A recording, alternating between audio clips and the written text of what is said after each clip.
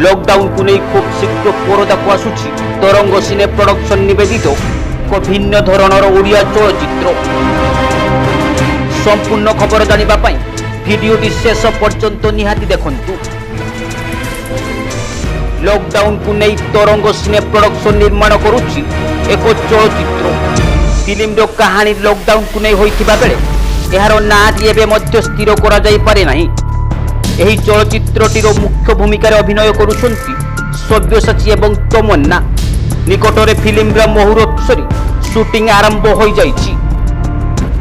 Film निर्देशन अशोकपति देथिबा बेले एहार कहानी स्क्रीन प्ले एवं संलाप लिखिछंती देवीदत्त महांती। संगीत निर्देशन भार अभिजीत मजुमदार उपरे न्यस्त थिबा बेले कोरियोग्राफी दायित्व रचंती अमित नायक। सब्यंग एवं तमन्ना व्यतीत एथिरे बबी मिश्र, पप्पू पम्पम, प्रद्युम्न लेंका, तृप्ति स्नेहा और जीवन पंडा को देखा पाइबे ओडिया दर्शक। यही फिल्म माध्यम प्रथम थर पर तमन्ना और सब्यसाची एकाठी काम करुछंती। दुहे बेस खुशी अछंती। हॉलीवुड जगतर एमिति किछि टेक्निक खबर जानिबा पई सब्सक्राइब करंतु आमर यूट्यूब चैनल न्यू ओडिशा दर्शन को।